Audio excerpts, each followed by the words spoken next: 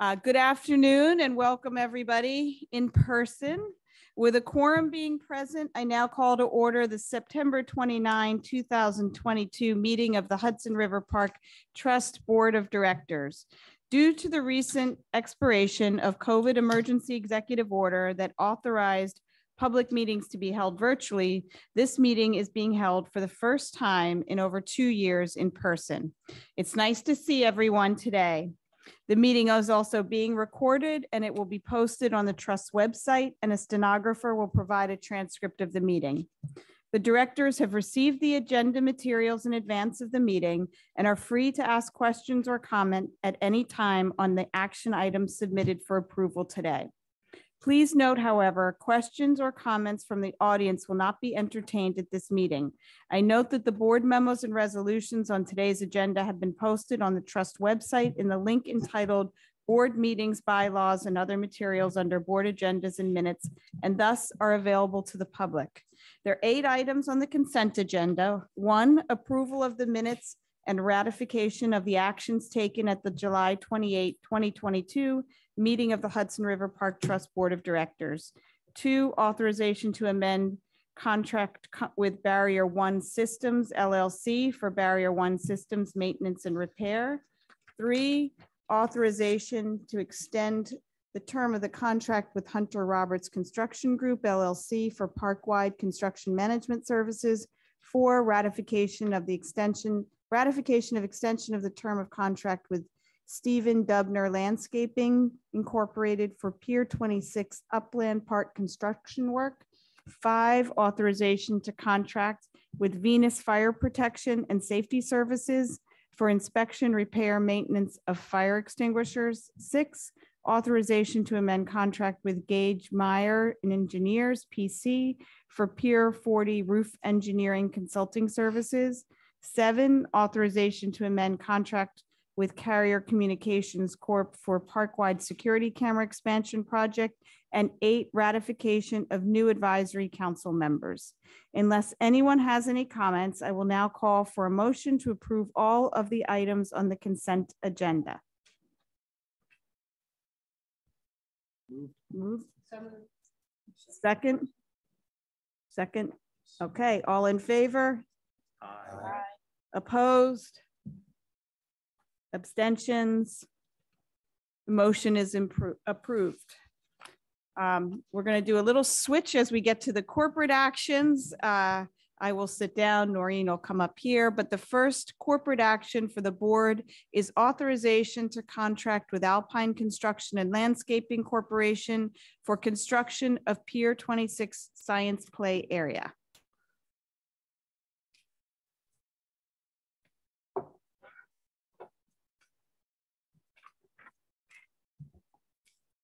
Thank you. And I'll reiterate, it's really great to see everyone in person. Thank you for traveling here for us. Thanks to a successful capital fundraising campaign conducted by Hudson River Park Friends, as championed by former Friends Chair Mike Novogratz, who personally provided a $1.3 million match for privately donated funds, as well as funding from the New York City Council, including current council member Chris Marte and Manhattan Borough President Mark Levine. The trust is ready to enter into a construction contract for the Pier 26 Science Play Area. As designed by Olin, the landscape architecture firm that also designed the adjacent Pier 26, the play area will feature custom fabricated sturgeon and other marine-oriented play elements where children will be able to learn, play, and be inspired by marine wildlife and the Hudson River habitat. Pursuant to its procurement guidelines, the trust released a request for proposals for construction of the Pier 26 Science Play Area on July 25th and received 7 proposals on the submission deadline of September 2nd, 2022. A selection committee comprised of trust staff reviewed the submissions and evaluated each according to the identified selection criteria in the RFP, and thereafter interviewed the 3 top-ranked firms. Based on the submitted proposals and follow-up interviews, trust staff has identified Alpine Construction and Landscaping Corporation as the highest ranked proposer, which also offered the lowest fee for the scope of work. Alpine has successfully completed projects for Gilbane Tishman Spire, Trinity Church, and the Ford Foundation, and is also the contractor for the landscaping work at Chelsea Waterside Phase 2. The trust has been pleased with Alpine's performance to date. Alpine is expected to meet the trust's 30% MWBE subcontracting goal, but will only partially meet the 6% SDVOB subcontracting goal due to the lack of remaining subcontracting opportunities. Trust staff therefore requests board authorization to enter into a contract with Alpine Construction and Landscaping Corporation for construction of the Pier 26 Science Play Area in the amount of $2,298,562 plus a 10% contingency for a total board authorization amount of up to $2,528,418. Sorry. Are there any questions or comments?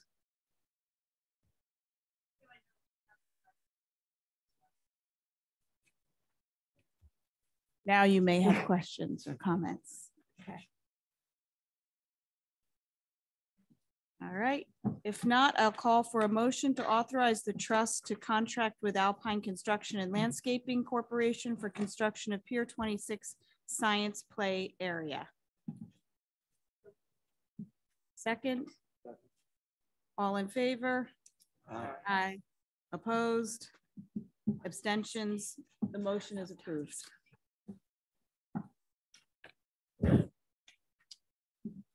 The second corporate action before the board is authorization to contract with Sage & Combe Architects LLP for Estuary design services. The estuarium has been part of the vision for Hudson River Park since the park's early planning stages in the 1990s. The trust has sustained this foundational idea for the Hudson River focused educational and science facility with multiple efforts to advance it through pursuit of partnerships and fundraising over the years. In 2020, the trust conducted a study supported by a New York State Department of Environmental Conservation grant that focused on the unique operational requirements of a facility hosting aquaria and live fish. That study resulted in the establishment of a preliminary building program and provided the trust with a better understanding of the unique operational needs for such a facility. Informed by this work, the trust staff developed a request for proposals for comprehensive architectural services for the estuarium, which is expected to measure approximately 10,000 square feet and be located on the Pier 26 upland area adjacent to the Science Play Area. The scope of services calls for an architect-led team that includes exhibit design, engineering support, community engagement, and landscaping design. The trust released an RFP for architectural services on January 6, 2022, and received 26 timely proposals on the submission due date of March 11, 2022. The trust then conducted a number of rounds of proposal review, initially through a multi-department staff committee, and then through a selection committee blending staff members and members of the board's sanctuary and design committees that interviewed the highest ranked teams. Throughout the process, staff and board members alike were extremely pleased with the high caliber of the proposals that were received and with the thoughtful presentations and discussions that ensued during the interview process. Needless to say, making a decision was very difficult. Ultimately, the highest ranked proposal providing the best value to the trust was a team led by Sage & Combe Architects LLP. Sage & Combe is a well-established Tribeca-based firm that has successfully completed numerous projects for New York City as well as other municipalities and is the recipient of 16 AIA awards and 10 Public Design Commission awards. Examples of their work include the Ocean Breeze Athletic Complex for the New York City Parks Department and the Noguchi Museum. Sage will serve as the architect of record. EHDD Architecture, a San Francisco firm, will serve as the design architect. EHDD has worked on multiple projects involving live fish and marine science and education, such as the Shedd Aquarium in Chicago, the Pacific Seas Aquarium in Washington, the Coastal Biology Building and Marine Sciences Campus in Santa Cruz, California, and the Exploratorium in San Francisco. EHDD is also recognized as a leader in sustainable design. Other members of the team include, but are not limited to Space House for exhibit design, Elizabeth Kennedy and Matthews Nielsen for landscape design and site planning services, and Lyra and Matrix for engineering services. Sage is a New York State certified MWBE, as are other members of the team, and the trust will therefore exceed the 30% MWBE goal. Sage will partially meet the advertised 6% SDVOB goal. As the board is aware, the trust has not yet secured full funding for the estuarium building. We are hopeful that having a design for an inspiring building, as well as a more precise cost estimate, are concrete measures that will support continued fundraising. At present, we estimate that the funding and funding commitments we currently have would cover approximately half of the total project cost. I'd like to note that the scope of work for this project includes significant community engagement, as the trust expects that multiple stakeholders, including Community Board 1, of course, the Advisory Council, members of the TAC for the Estuary and Sanctuary Management Plan, and others in the environmental community will be very interested in planning decisions. Trust staff thus requests board authorization to enter into a contract with Sage & Coombe Architects, LLP, for estuarium design services in the amount of $3,397,139, plus in this case, a 15% contingency, for a total board authorization amount of up to $3,906,710. Funding for this project is available through trust capital funds and from the trust reserves. And before any discussion on this, I'd like to acknowledge the enormous amount of time that multiple board members as well as staff put into this process in August and September. It seemed like it would be difficult to meet today's deadline, and we did, and it's because they all put so much time into this, so we're grateful. And I'd also like to give a shout out to Kate O'Malley in the back there, our chief architect, who masterfully coordinated a whole lot of interviews and scheduling. Thank you. Are there any questions or comments? So that's a fixed fee? The fee is structured, and Kevin can supplement this, but what we have done is structure aspects of the fee over a period of 4 years for particular services delivered. So it's not like it's services related to tasks. And we can pause it, for example, if we want, without spending that whole amount if we have some significant fundraising issue or other reason. But are we taking risk on taking many more hours than they're assuming today? I don't think so, but I'll ask Kevin to supplement.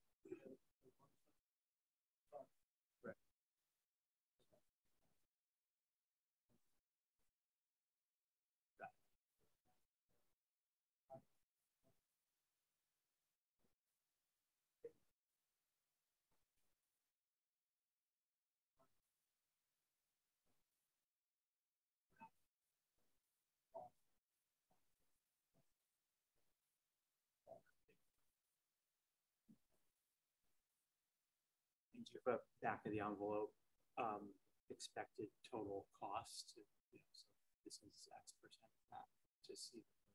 For the building, yeah, we do. We've estimated, and this is public, that the total building cost is probably about $30 million. So this is in line with what we would expect. Any other questions, comments? No, if not, I will call for a motion to authorize the trust to contract with Sage & Coombe Architects, LLP, for estuary and design services. Second. All in favor? Opposed? Abstentions?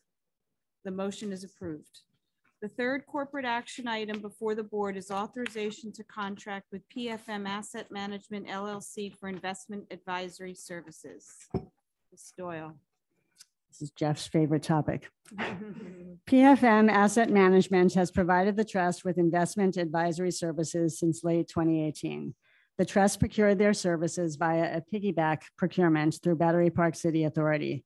The trust has been satisfied with the services of PFM, and staff now seeks board authorization to enter into a new 3-year contract with PFM, again as a piggyback, based on the recent Battery Park City Authority procurement.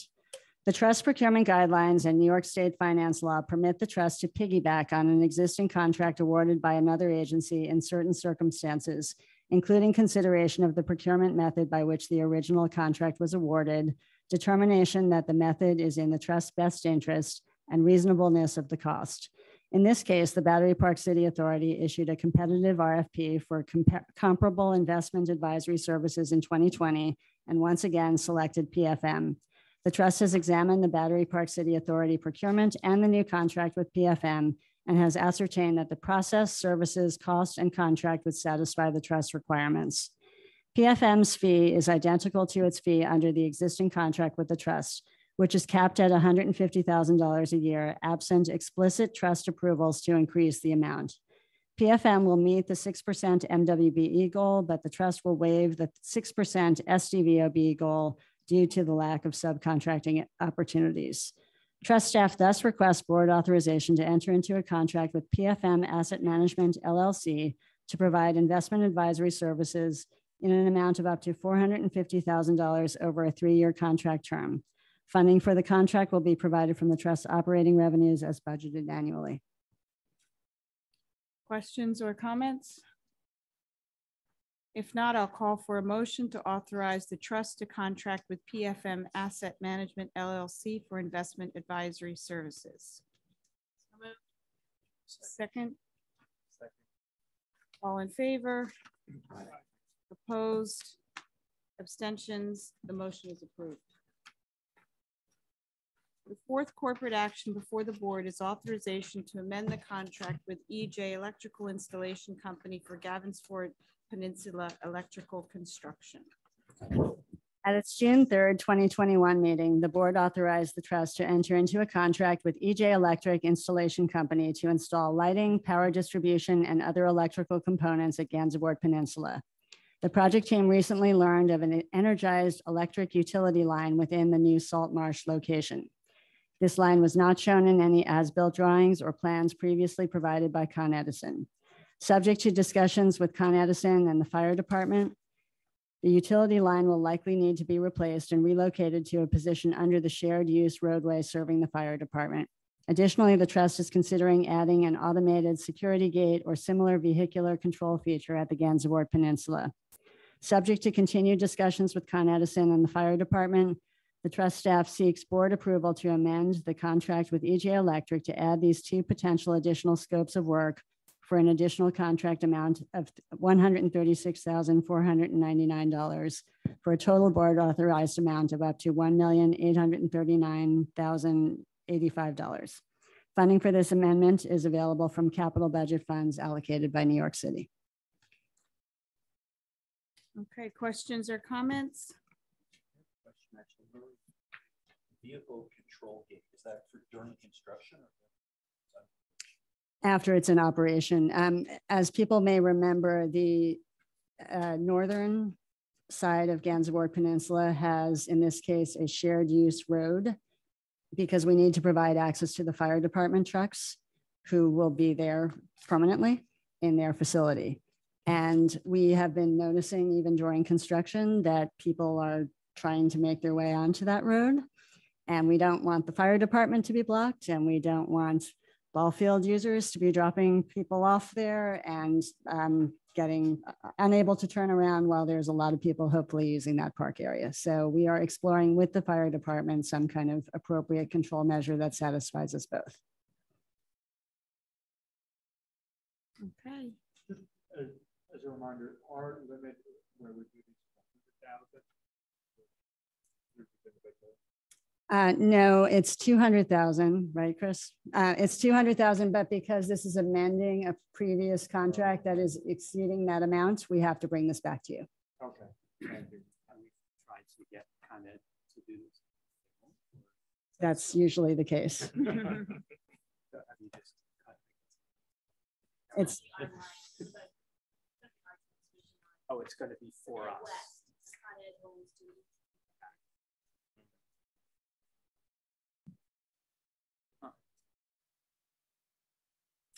We hear you. All right, call for a motion authorizing the amendment to the contract with EJ Electrical Installation Company for Gansevoort Peninsula Electrical Construction. So moved. Second? Second. All in favor? Aye. Opposed? Abstentions? The motion is approved. That completes the board action items for today. I'd now like to ask Noreen to present the president's report. Thank you. You can follow along with your pretty pictures if you can't see the screens. HRPT and its many construction teams continue to make excellent progress at our various construction sites. Earlier this year, you approved a contract with Deborah Bradley Construction for restoration of the Pier 84 dog run, which was looking rather forlorn after years of heavy use.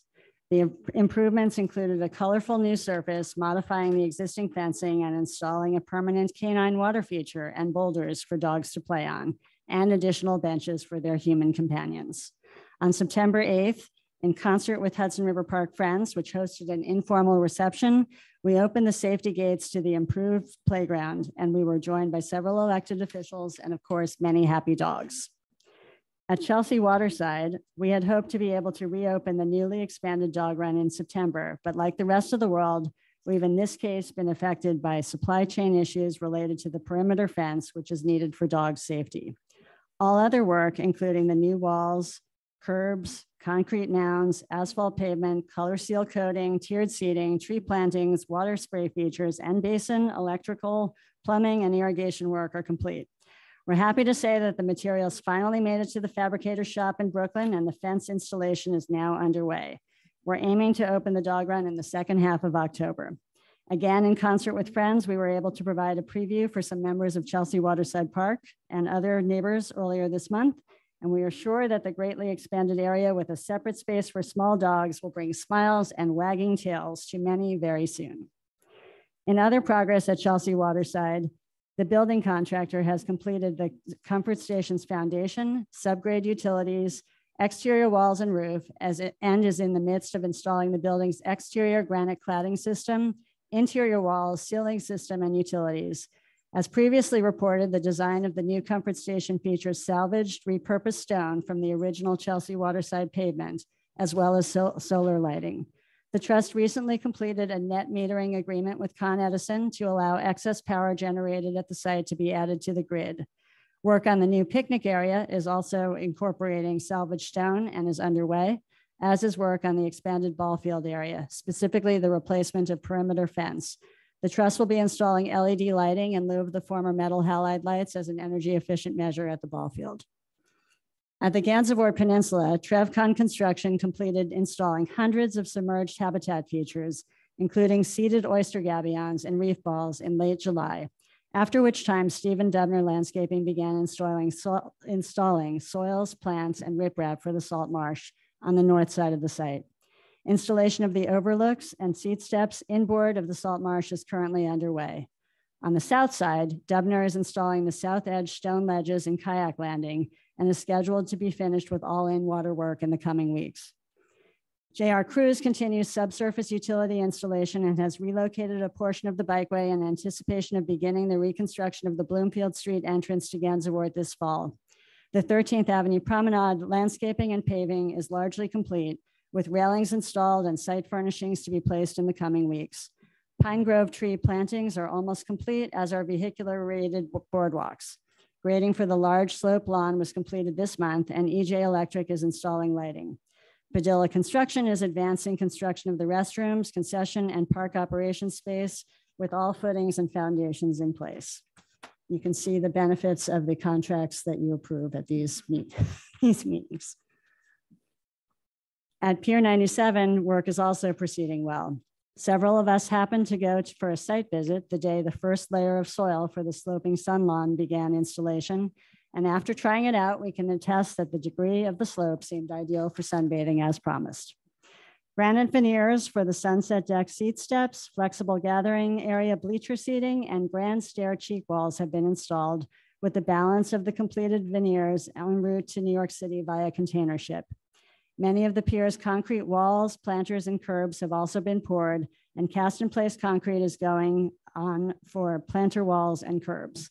Some of the pier's plantings are scheduled for installation later this fall. This is always the exciting moment when landscapes begin to look and feel like a park. Drainage mats and geofoam fill continue to be installed around the pier, and the steel cantilever framing and floor slab for the overlook have been installed.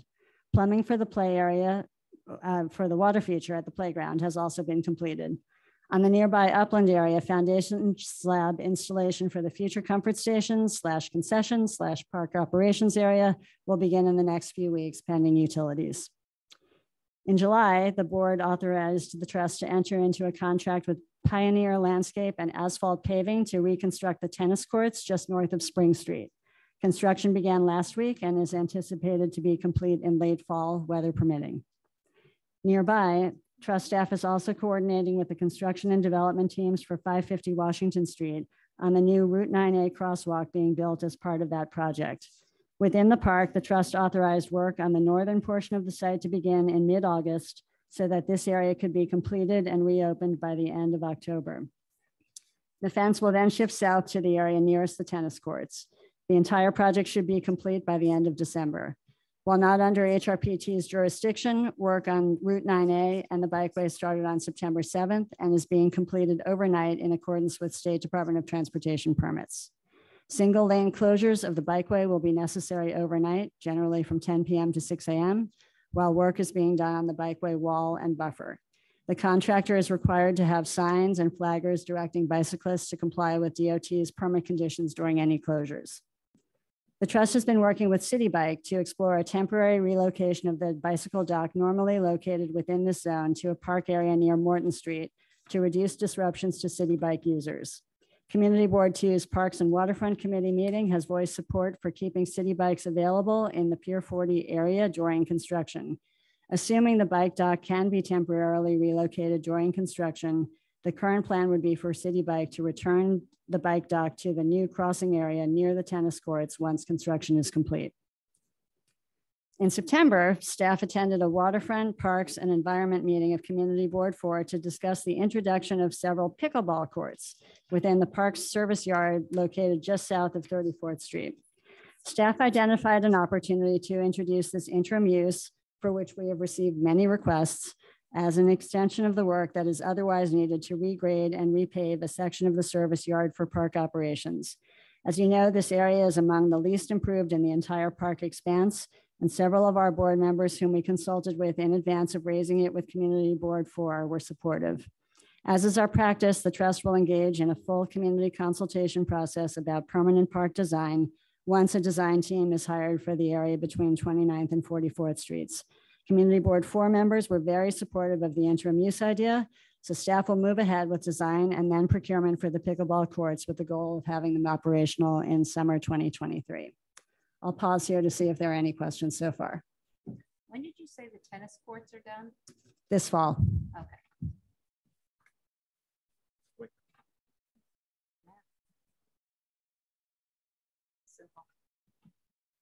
Okay, next topic is summer events, public programs. Labor Day marked the end of many of the daily events in the park. This season was especially significant as it marked the return of beloved free events that had not been offered weekly since 2019. With the help of our sponsors, including $400,000 from Hudson River Park Friends, the Public Programs Department was able to offer our fullest events calendar ever. Attendance at Healthy on Hudson soared this year, with more than 5,000 people joining guided meditation, refreshing yoga, and high-intensity workouts multiple times each week at multiple piers at all skill levels. The trust is grateful to presenting sponsor Lululemon and Friends for support of this series. Kids were also offered the chance to get active in the park by learning Bike Skills 101 in partnership with Bike NYC, hosted at Pier 76.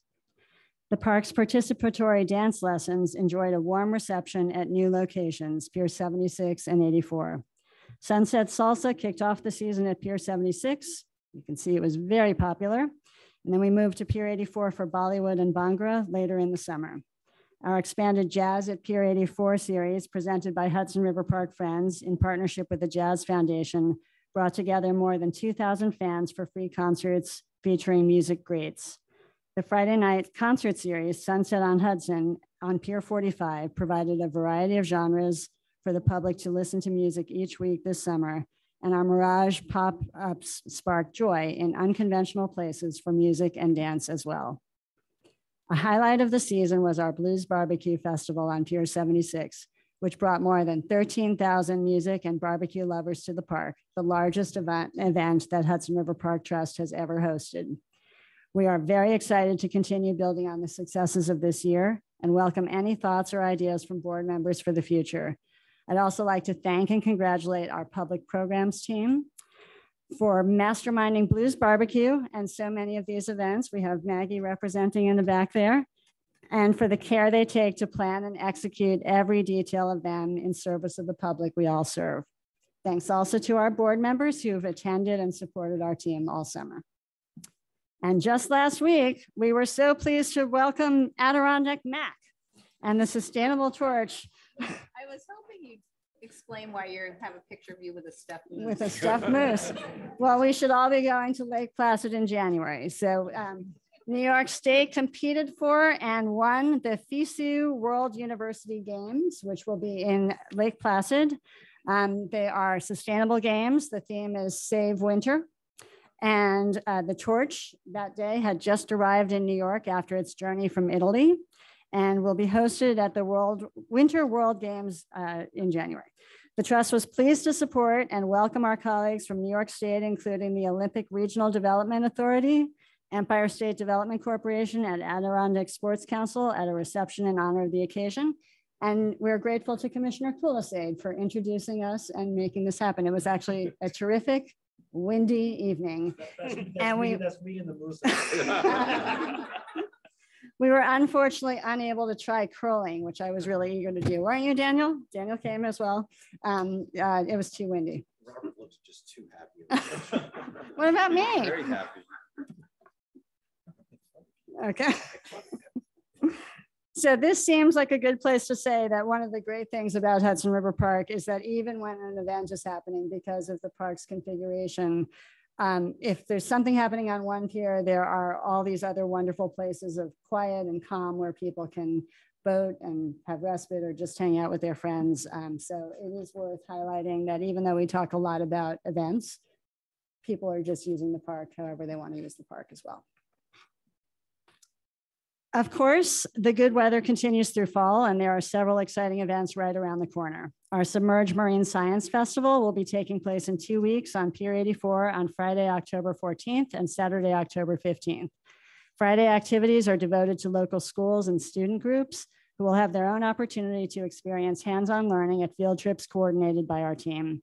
On Saturday, we'll welcome the general public with science-themed performances, learning, and activities, all free with no registration required. As usual, we'll be joined by dozens of our partners, including DEC and state parks, as well as New York City Department of Environmental Protection, Billion Oyster Project, the New York Aquarium, Riverkeeper, and multiple park tenants and permittees, including the Intrepid, Hudson River Community Sailing, Village Community Boathouse, and New York Outrigger. We'll also be hosting Pumpkin Smash on Pier 84 this year on Saturday, November 5th. We look forward to a smashing good time, helping the public learn about our community composting program at the same time as providing some live pumpkin crushing activities. Are there any questions on any of our public programs? Finally, the park is an extremely popular place for walks, runs, and a wide variety of guest events ranging from film shoots to fashion shows to the New York City Wine and Food Festival, which will be taking place in the park on the same weekend as Submerged. Each one of these guest events, even the small ones, requires coordination across the Trust's many departments to ensure that insurance, security deposits, tenant coordination, operations needs, and other factors are considered across our long, narrow site. We're a park in New York City, and we're a very busy one, and we work hard to try to find and hold the right balance between allowing special and planned events and ensuring our spaces are available for the general public to use. On other notes, the Public Authorities Law, Section 2879, requires an annual review by the Board of Service Contracts with a term in excess of 1 year.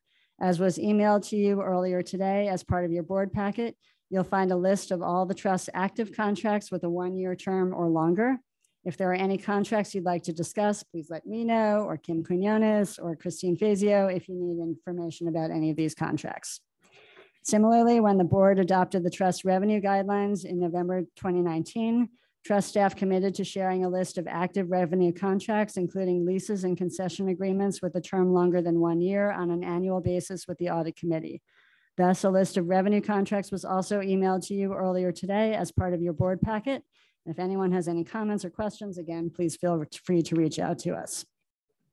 We've also emailed you the financials for the first 5 months of the fiscal year. Total operating revenues for this period were 17.5 million, and operating expenses, including capital maintenance and equipment expenditures net of reimbursements, were 11.3 million. Revenue and expense spending are both generally on track with projections. Revenue is trending a little bit higher at the moment, and expenses are trending a little bit lower, but that is fairly typical of our spending patterns. As our mid-year is on September 30th, we will provide a mid-year report to the board at the next meeting. Any questions there? Any observations on recovery from COVID, times of COVID and all that? Yeah, it's interesting. The Midtown area is still lagging, which you would expect due to tourism. Even last year, we were seeing fairly good performance for some of our downtown exterior concessions, as again, you might expect, given local users. The bigger tenancies have been consistently paying throughout it. I guess that's the basic theme. Tourism in Midtown are still not quite there. And some of the other things like sightseeing boats, you know, where people would be packing in. Okay. You may have noticed that my report today did not include the usual updates from our river project team with respect to our environmental activities. Instead, Carrie Walsh, our Vice President of Estuary and Education, and Carrie Robel, Vice President of Estuary and Education. I knew that didn't sound right. And Tina Walsh, Assistant Vice President of Education and Outreach, will be providing a presentation to the board on progress related to the Estuary and Sanctuary Management Plan and corresponding action agenda that was adopted by the board last September following a public review process. Staff committed to provide an annual presentation to the board at that time. Before they begin, I'd like to acknowledge that concern has been expressed by members of our advisory council and the Sanctuary Management Plan Technical Advisory Committee, or TAC, about Con Edison's use of Pier 98 for heat transfers, and specifically that this aspect of the Pier 98 lease was not discussed during the planning process for the Sanctuary Management Plan. Many additional questions have also arisen as a result of the 60-day notice of intent to file citizen suit under the Clean Water Act by plaintiffs Tom Fox and the City Club. The trust learned of the plaintiffs' concerns when we simultaneously received the notice and a press inquiry. We had not been contacted with any questions in advance. As the board is aware, and as I'm sure you'll hear from our Advisory Council Chair, Daniel Miller, when he gives the Advisory Council's report shortly, extensive discussion about Pier 98 has since occurred at both the Advisory Council and Community Board 4. Importantly, DEC and Con Edison have explained the nature of the discharges, which consist either of New York City drinking water or untreated river water used to cool the heat exchanger. DEC has also confirmed that the Con Edison permit is valid, notwithstanding that a new discharge permit application is simultaneously under review. The trust has participated in both meetings, including sharing information from our 2011 Con Edison lease process with our Advisory Council following their meeting. While we'll, of course, continue to engage with our communities to answer further questions related to matters within the trust jurisdiction, our impression is that most people now understand that there is no public safety concern associated with the Con Edison activities at Pier 98, and that DEC is an active regulator of the essential uses that occur at the site. With respect to the Sanctuary Management Plan specifically, I'd like to acknowledge that while the Con Edison tenancy of Pier 98 is listed in that document, it was not a focus of discussion with the TAC. Given the fact that the use had been there for decades prior to the creation of the park and is regulated by DEC, trust staff frankly didn't think to mention the heat exchange aspect of the facility in the document, though the fuel use is noted. I apologize to anyone who feels let down by the trust in this regard. With that said, while the Sanctuary Management Plan is mandated by our act, it is itself not a fixed regulation. It's instead a planning document that was very intentionally prepared to allow for discussion of emerging topics over the course of the 9-year action period for the action agenda. Because discharge is already a focus of the Sanctuary Management Plan, although mostly in the context of CSOs, this topic can certainly be discussed as part of the ESMP in the future. To members of our TAC and others who are interested, I'd like to assure you that we are more than willing to add scientific consideration of thermal discharges to our continuing discussion, or for that matter, other topics that may relate to the sanctuary. As you hear at every meeting, the trust takes its responsibilities with respect to the sanctuary very seriously and has advanced habitat initiatives and science research alone and in partnership with environmental and educational organizations. We've also educated tens of thousands of children and adults about the Hudson River Estuary, stewardship, and sustainability. Our commitment to enter into a strategic alliance with the original river project and expand our environmental staff and activities, including assuming responsibility for longstanding research projects and maintaining the wet lab at Pier 40 that they pioneered. Since then, we've continued to build and grow science and environmental initiatives. There's more to do, but there's much to be proud of, as you'll hear. And with that, I'd like to ask Carrie and Tina to begin their presentations. Carrie Roble.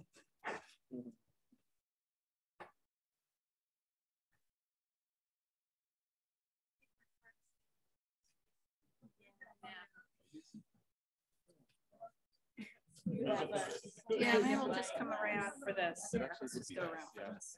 This one? Yeah, but it's so tiny.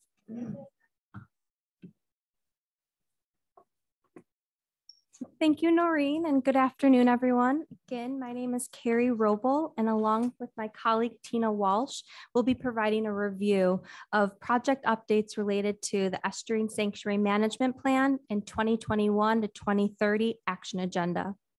As you know, the ESMP sets forth specific goals and best practices to guide the trust and its partners in managing the park's estuarine sanctuary through this decade. Collectively, we are working to advance shared goals under 3 broad management areas: environmental education, research and habitat enhancement, and public access and resource management. Some of you have participated in and received direct updates through your work on our board sanctuary committee. And as Noreen stated, regular updates on sanctuary related activities are included at most of our board meetings. Today, we are providing a deeper update focused largely on projects that have been of particular interest to our Technical Advisory Committee, or our TAC. Also, as Noreen noted, the ESMP is a living document that's intended to be responsive to emerging science, as well as interests from our board, TAC, and other partners. So in short, this document is designed to be It is designed to be iterative over time and benefiting from learnings, diverse expertise, and thoughtful considerations of metrics. This was an important aspect of conversations with our TAC while the ESMP was being drafted, especially with respect to our research and habitat enhancement work. Our TAC and science community are in agreement there is still much to learn about the Hudson River and Sanctuary, as it is an incredibly dynamic system that has endured centuries of human impacts and faces increasing climate change effects. The park's 7 long-running studies on fish abundance and diversity, water quality, plastics pollution, pathogens, environmental DNA, and oyster health are all helping to create a stronger baseline for understanding river conditions and estuarine community utilization. Since 1988, more than 13,000 individual fishes have been collected, identified, measured, and released, mostly due to the original River Project's effort, but now through the Trust's own commitment to continue this research. Currently, we're collaborating with SUNY Stony Brook Lab to standardize this data and develop a statistical model that analyzes this immense data set to better understand fish abundance and distributions. HRPT has committed to making our research available to the public, so this information, as with our other science conducted by the park, will all be shared. This season alone, approximately 240 water samples have been collected from the park's waters and analyzed for pathogens using Entero Alert and membrane filtration methods in partnership with Interstate Environmental Commission, a tri-state water and air quality control agency. We also work with partners at John Jay College to process a subset of samples for the presence of pharmaceuticals, an issue of growing concern in our local waterways. Also, every 15 minutes, our 2 water quality stations, one of which is in the picture here, collects hydrological and meteorological data that is then shared publicly through a partnership with USGS, New York State DEC, and NEWIPIC. This last year, we published 2 dashboards showcasing real-time river conditions data and community compost metrics with the public. The River Conditions Dashboard was made possible through the Innovate for Social Impact Award from Cantina, a design and innovation agency, among other things, that works with organizations to create user-friendly experiences involving complex technology. Our community compost dashboard was designed and launched completely in-house through open source Estuary software. It allows the trust and the public to visualize growing successes in our compost drop-offs, now at 10 locations throughout the park. The River Conditions Dashboard also features a predictive CSO model that was generated by colleagues from Columbia University from a time series of pathogen tests. Discharge impacts, especially from combined sewer outflows or CSOs, were a key interest of our TAC. We will be having broader scientific conversations with the TAC about discharges, including thermal discharges, such as those permitted by Pier 98, as well as inadvertent discharges from boats. We expect that the science-based discussion will consider both the scale and context from discharge sources, as well as opportunities to learn more about them and their potential effects on recreational users and the habitat alike. An important aspect of the Trust commitment with respect to research and habitat enhancement is implementing in-water restoration projects that offer habitat and water quality benefits. The Trust has made a huge commitment to habitat enhancement and ongoing monitoring this year. The Tribeca Habitat Enhancement Project was installed in late 2021 and is allowing the Trust and others to study a variety of enhancement techniques intended to increase the sanctuary's oyster population and provide diverse habitat options for colonizing organisms and finfish populations. The board then approved a $1 million 5-year contract for monitoring these Tribeca enhancements. The monitoring work was launched this summer and leverages expertise from local academic and research partners, including Hudson River Foundation, Rutgers University, New Jersey City University, Stony Brook, and Billion Oyster Project. This October, scientific divers from Billion Oyster Project will also be using the Trust Clearwater box to take video and conduct counts to characterize the juvenile oysters recently set on reef balls at Gansevoort Peninsula. This dive project is trialing less invasive oyster monitoring methods at a more protected site in the sanctuary to understand how it can translate to other locations. This year, the Trust also completed a $1.2 million construction contract to install Gansevoort's submerged habitat features off the northern edge of the Gansevoort Peninsula. Together with Tribeca, these 2 projects have contributed an astounding 31 million juvenile oysters to park waters, with Gansevoort being the largest single installation in New York City waters to date. In implementing these projects, the Trust has learned the importance of integrating public access and restoration conversations so that water users are at the table as the projects are being designed. We are currently laying the groundwork to complete a phase 2 of the Tribeca project, consistent with our existing permits, and are starting to consider an approach for extending enhancements to other locations within the park, which we will of course coordinate with our TAC and our boating groups.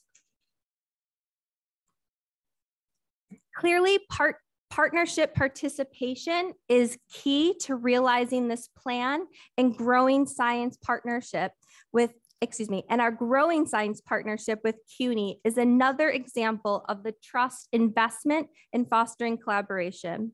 For many years, we hosted one-off projects with CUNY scientists, including a 5-year project focused on microplastic concentrations with the Branco Lab at Brooklyn College, and a 3-year study on the effect of anthropogenic noise on local toadfish populations with the Furlano Lab at Brooklyn College.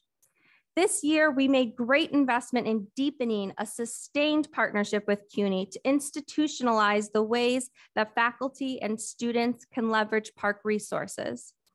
Thanks to Tammy Meltzer of our AC, Doug Israel with BMCC became a member, and Doug and the Trust organized a park tour meeting with BMC leadership, including Provost and Senior VP of Academic Affairs, Dr. Erwin Wong. The Trust is now sharing relevant park communications with BMCC's public affairs team, registering C-STEP students for park field trips, and coordinating with CUNY faculty to share their research at Submerged. In addition, we have been coordinating with CUNY's Office of Research and their Associate Vice Chancellor to create institutional-wide opportunities for CUNY faculty and students to take part in research and education in the park. In April, about 30 STEM faculty from various CUNY colleges participated in an information session hosted by the Trust to share current research, education programs, and sustainability efforts. These meetings have already resulted in discussions of a project to assess microbiomes in the park soils and compost. Also new this year, Hudson River Park is hosting a CUNY research scholar to support tide pool community composition and succession research on Pier 26 tide deck. This student will be with the park through summer 2023, collecting and analyzing data to present their work in a scientific poster to other research scholars and scientists. And now Tina will share some updates related to environmental education and public access. Thank you, Carrie, and hi, everyone. As it's no surprise to anyone, environmental education has been a Trust priority and one of our strong suits for over 20 years. We're still in the midst of our busiest programming season since 2019, but our team has been really excited to welcome students back into the park for field trips, and we're happy to report that, again, we're serving groups from all over the 5 boroughs of New York City, and even some groups from across the river in New Jersey. The Trust strives to ensure that our educational program is reaching a diverse array of communities, and historically, more than half of the groups that we serve come from the outer boroughs, and approximately 60% are schools that hold federal Title I status. We do extensive promotion and outreach to try and raise awareness of our offerings, including a generous fee waiver policy for Title I groups and any other group that has economic need for a fee waiver. This year, however, schools are adjusting to the return of in-person learning and seem to be favoring field trips within walking distance or those that are limiting some travel. And therefore, so far we have 40% of the groups visiting from the outer boroughs this year, and half of the schools that we've served holding Title I status. We anticipate that these numbers will increase as schools are recalibrating, and there's a growing desire for out-of-school enrichment that we're seeing over the past season. This year, we also received a 5-year grant award from the New York State Zoo's Botanical Garden Aquaria program. And this is supporting staffing in the wet lab, which continues to be one of our most inspiring educational venues in the park, both for students and members of the public. With that additional support, we've been able to expand public hours, including on weekends, and have seen a meaningful increase of visitors. In the education management area, our TAC has a strong interest in connecting programs to diversity, equity, and inclusion efforts. This particularly aligned with the park's internship programs for high school and college-age students. In addition to annual paid employment for young environmental professionals, we've grown our high school internship program in recent years. To date, the Trust Student Leadership Program has served 36 high school students from communities that are historically underrepresented in STEM. We're also pleased to share that the Pinkerton Foundation has invited us to apply for their intern consortium. If secured, Pinkerton funding will help us replace funding from the National Science Foundation and connect our program to a network of New York City-based high school internship programs that share resources and best practices. With this possible funding, we also anticipate expanding our science leadership program this summer to reach our biggest cohort yet. And connected to our DEI goals, we proactively seek ways to promote our educational resources in an accessible manner. At the start of the pandemic, our education team created a series of 20 STEM lessons that teach river themes using common household items. Over the past year, we worked with volunteers as well as professional translators to offer these lessons in multiple languages. So far, we've translated lessons into Spanish, Arabic, Bengali, Chinese, and more, resulting in over 60 translated lessons on our website to date, all publicly accessible. Public access and resource management is the final key. Oh, sure. Are you able to track how often people are accessing the information? So we can see how many page views and then determine clicks. And with this in particular, we found groups and community groups for the languages that are targeted, and we sent them out to schools that have either a second language focus or community centers that have high populations that speak those languages. And are you seeing the clicks as a result of that? We haven't done a full analysis yet, but we actually just launched it quite recently that they're all up there. But yeah, we're excited to see how it pans out. We'll definitely report back. Yeah, thank you.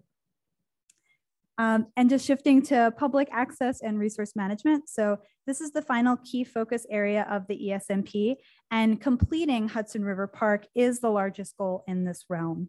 So in this last year, we've made exciting strides towards this end, advancing construction at Gansevoort and Pier 97, approving the science play area and the design contract for the estuarium today, yay, both exciting, and opening the rooftop public park at Pier 57. The TAC's main focus for public access and resource management has been expanding and improving direct river access and safety for in-water recreation.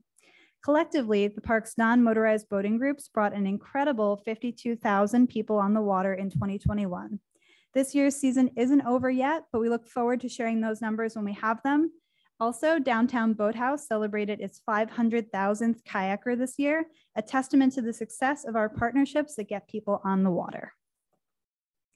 In 2022, to support such programming, the Trust replaced floating docks at Pier 26, Pier 40, and Pier 84 with improved docks.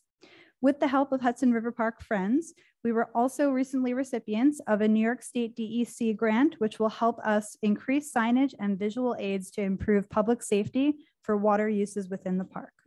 We will work with our boating community on those plans. Additionally, the TAC was supportive of increasing park-wide sustainability efforts. Notably, we've been able to incorporate green measures into our active construction projects. As we were hearing from Noreen, the Chelsea Waterside Park building and newly constructed comfort station will include solar panels and repurposed materials, and LED lighting will reduce the park's energy footprint. Another potential area for sustainability growth that wasn't specifically mentioned in the ESMP is our effort to replace gas-powered equipment with electric power. The Trust has historically used electric vehicles as its primary source of transportation within the park, and our operations team has started to expand our system to electric tools. We're in the early steps of replacing mowers, trimmers, snow throwers, and weed whackers, and more with green technology. Also in the realm of sustainability, this last year, we expanded our community composting program by procuring a second industrial composter with a $59,000 New York State Pollution Prevention Institute grant, which was secured through Hudson River Park Friends. Our compost program continues to divert organic waste from landfills by collecting community food scraps and park horticulture waste.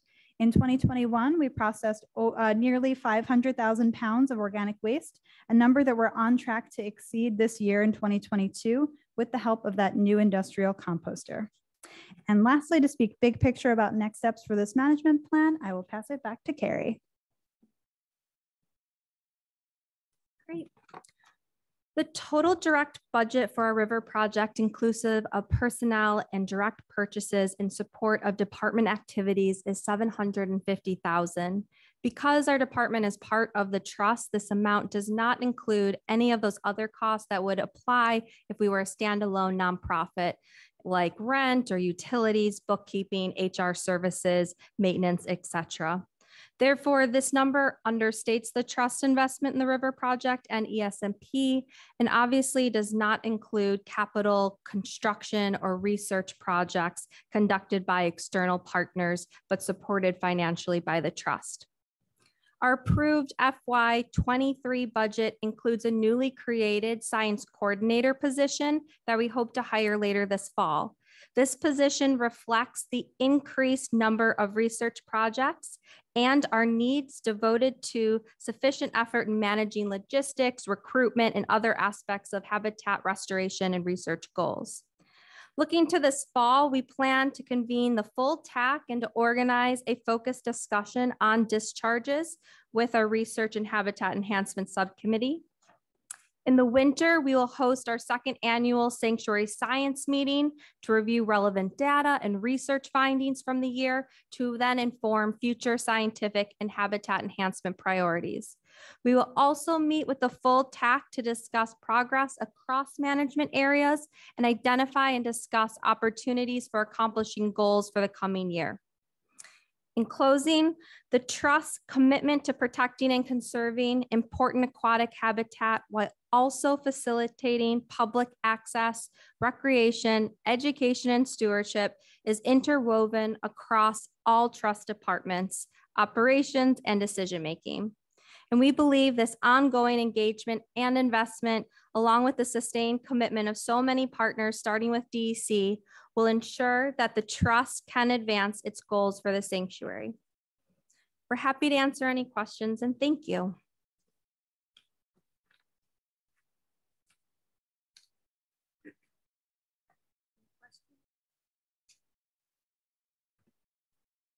Thank you very much. That was a lot of wonderful information. Thank you for letting me share. And a ton of work behind it, I'm sure. All right. Now I will ask Daniel Miller to present on behalf of the Advisory Council.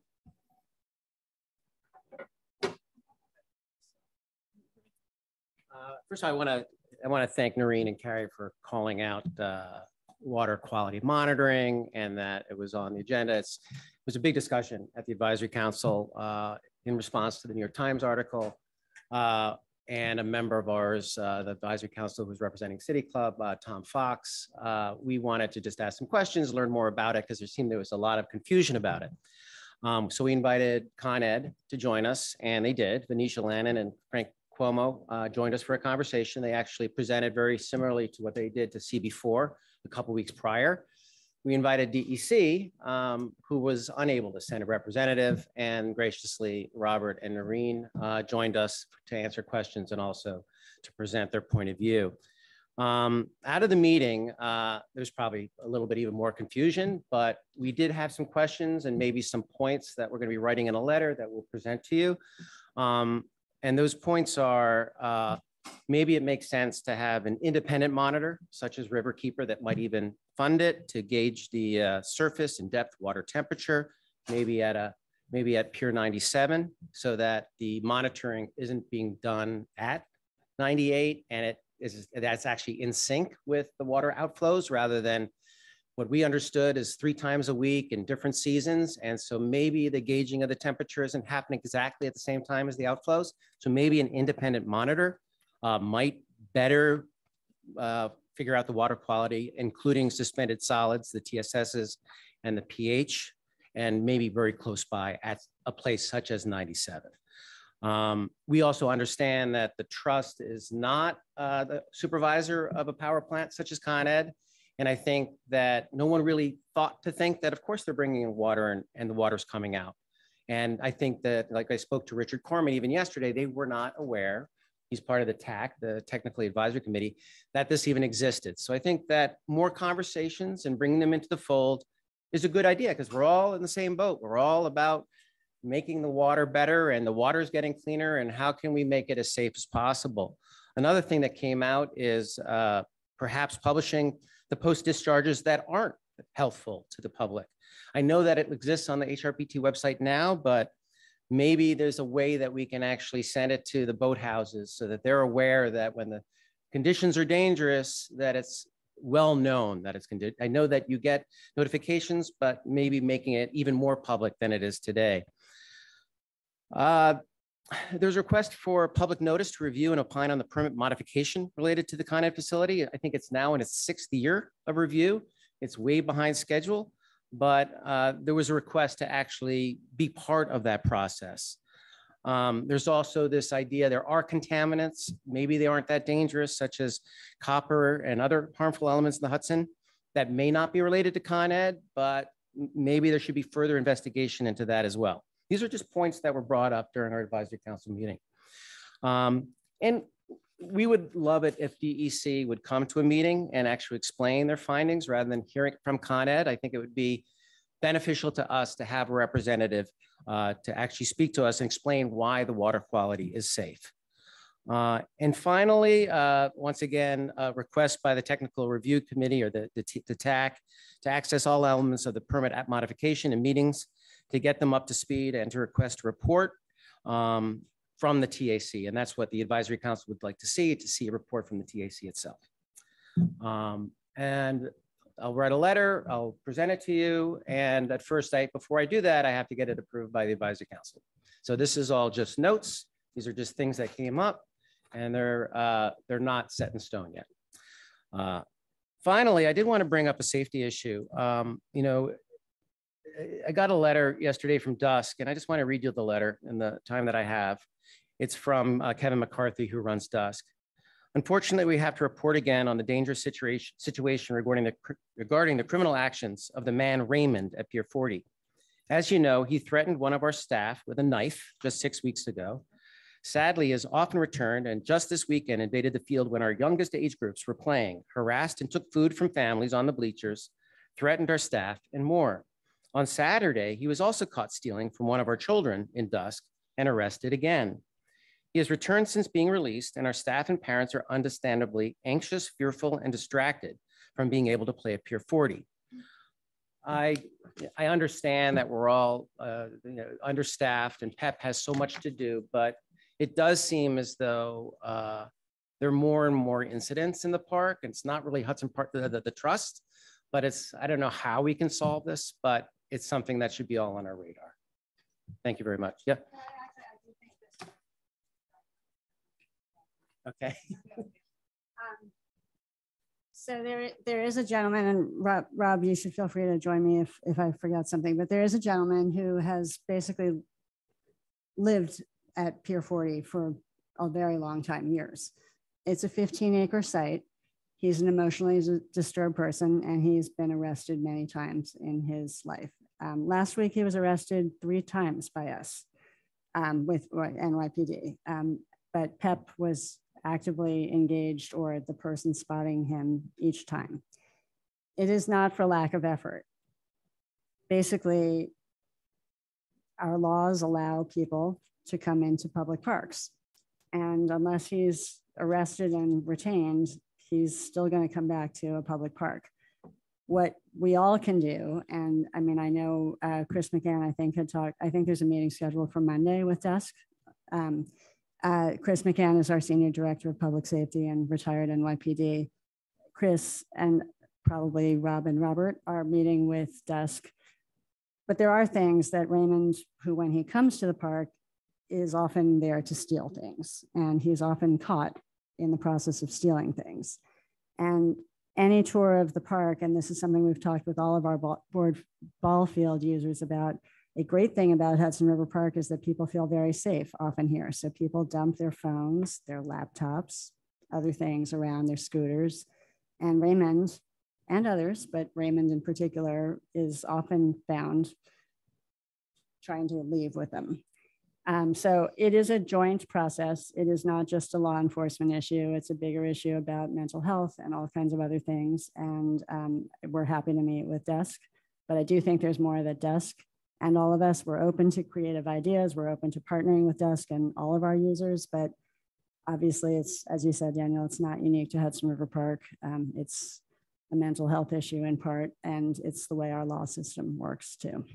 And if there are questions on that or other public safety issues, actually the one other thing that I'll raise is that there was the terrible incident this summer of the woman jogging who was sexually assaulted.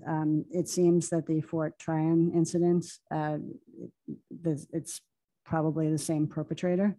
And that person was identified. Police have been searching for this person for a while. And now that this even another terrible incident has happened, you know, they're honing in on other areas where this person may be, and hopefully PD will have success in finding that person very soon.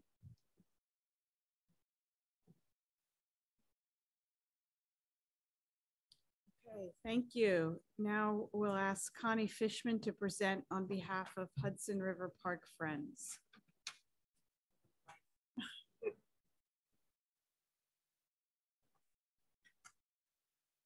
Good afternoon. It's great to see everybody in person. I think there are people here who I actually have only seen on Zoom over the last couple of years. So very nice to meet you in person. Friends was recently able to hire a major gifts officer for the first time in its history. This will allow us to dedicate a staff person to researching and cultivating promising donors, private and family foundations, and identifying new networks of individual philanthropists who we haven't had the bandwidth previously to tap into.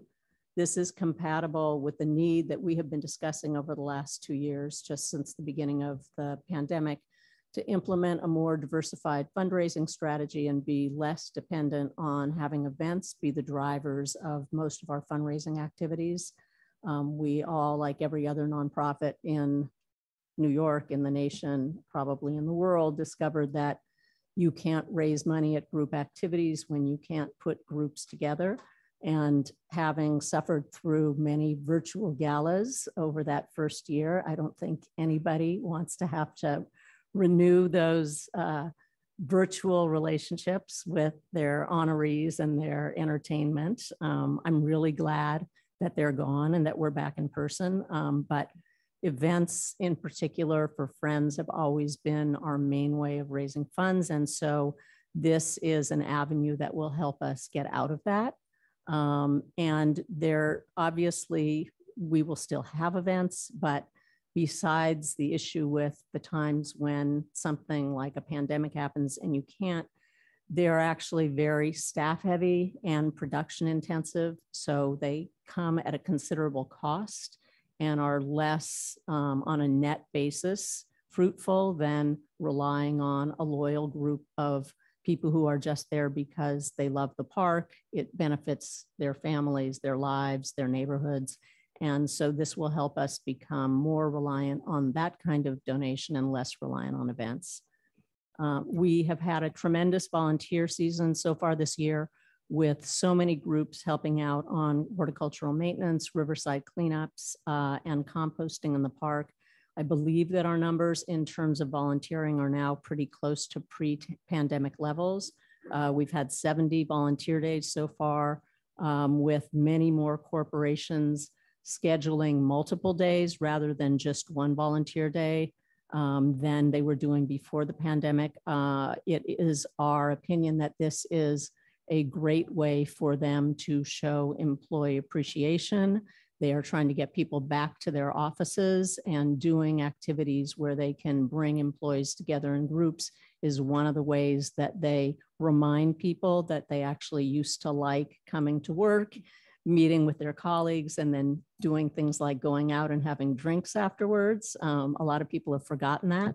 And so we're working with them not only in terms of the volunteering, but also on a new initiative of a business council where we can work with the West Side business communities, beginning up at Hudson Yards and going all the way down to the financial district, and serve as sort of a social and environmental link for their employee groups, get them all to participate not only in volunteering, but also in things like breakfast meetings with colleagues in similar areas and lunch and learns about the park, as well as asking the members, of which there are 6 or 7 corporations now. We're not totally launched yet. That's just our sort of warm up, but learning things about what their neighboring corporate, their corporate neighbors are doing, because even though they're in a building right next door to another company, whether it's Midtown or downtown or just along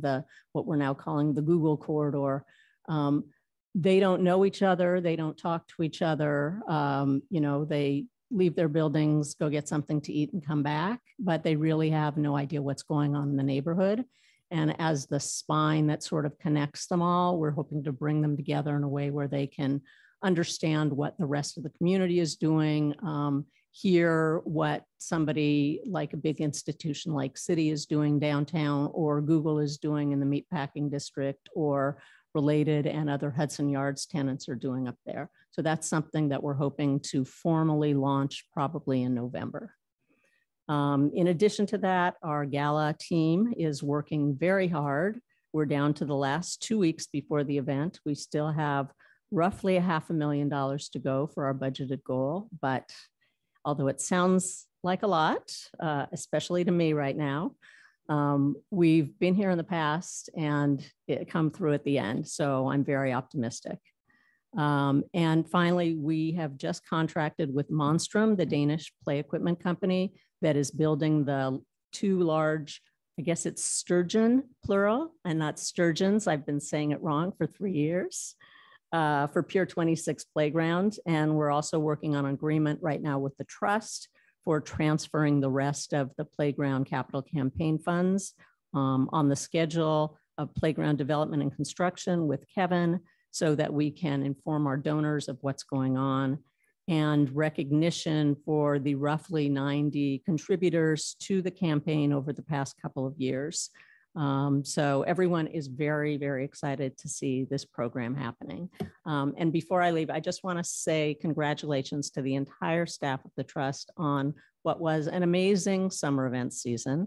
Not completely over. So, friends will be at Submerged on October 14th and 15th, and at Pumpkin Smash.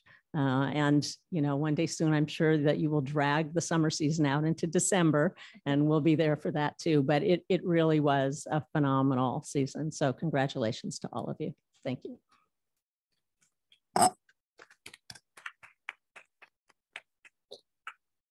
Thank you. Is there any further business? No? Okay. If not, I now request the directors move into executive session to discuss litigation matters, and that we adjourn the public portion of the meeting. The executive session will not include any action items for approval by the directors. May I please now have a motion to move into executive session, adjourn the public portion of today's meeting? So moved. Second. All in favor? Aye. Opposed? Abstentions? Motion's approved. Thank you. For the public portion of the meeting is now adjourned. The trust will now stop recording and directors will now meet in executive session. Thank you very much.